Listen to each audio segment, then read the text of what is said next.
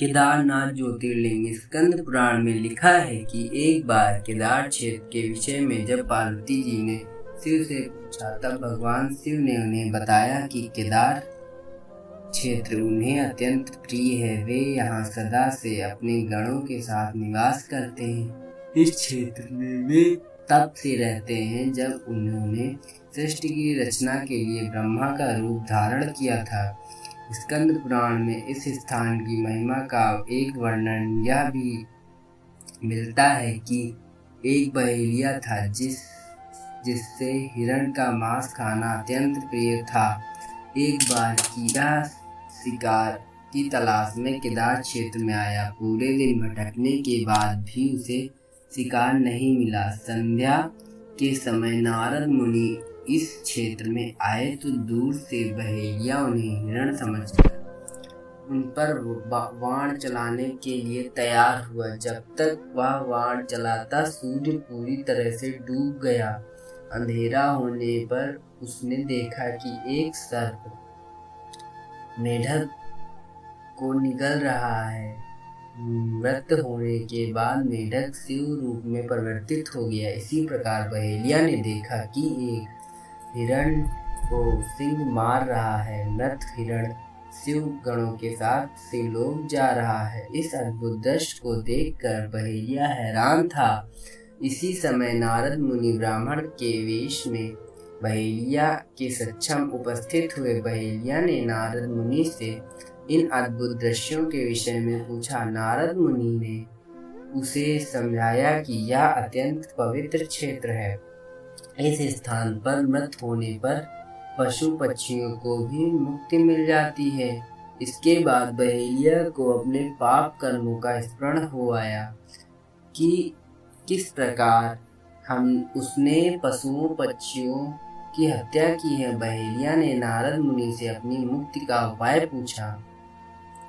नारद मुनि से शिव का ज्ञान प्राप्त करके बहेलिया केदार क्षेत्र में रहकर शिव की उपासना में लीन हो गया। मृत्यु पश्चात उसे शिव लोक में स्थान प्राप्त हुआ। केदारनाथ ज्योतिर्लिंग की कथा। केदारनाथ ज्योतिर्लिंग की कथा के विषय में शिव पुराण में वर्णित है कि नर और नारायण नाम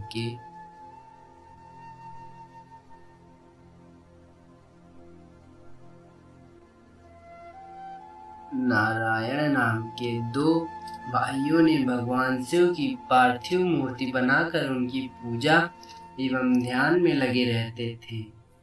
इन दिनों भाइयों की भक्तिपूर्ण तपस्या से प्रसन्न होकर भगवान शिव इनके सक्षम प्रकट हुए।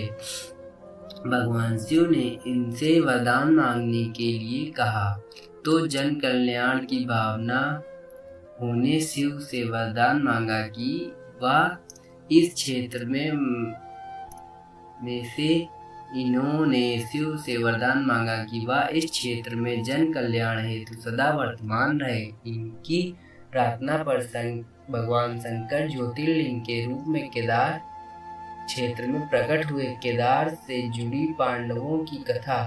शिव पुराण में लिखा है कि महाभारत के युद्ध के पश्चात पांडवों को इस बात का प्रायश्चित हो रहा था कि उनके हाथ अपने भाई बंधुओं की हत्या हुई है। वे इस पाप की मुक्ति पाना चाहते हैं। इसका समाधान जब इन्होंने वेद व्यास जी से पूछा तो इन्होंने कहा कि बंधुओं की हत्या का पाप तभी मिट सकता है जब शिव इस पाप से मुक्ति प्रदान करेंगे।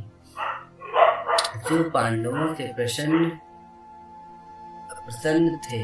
पांडव जब विश्वनाथ के दर्शन के लिए काशी पहुंचे तब वहां शंकर प्रत्यक्ष प्रकट नहीं हुए। शिव को ढूंढते हुए तब पांचों पांडव केदारनाथ पहुंच गए। पांडवों को आया देखकर शिव ने भैंस का रूप धारण किया और भैंस के झुंड में शामिल हो गए।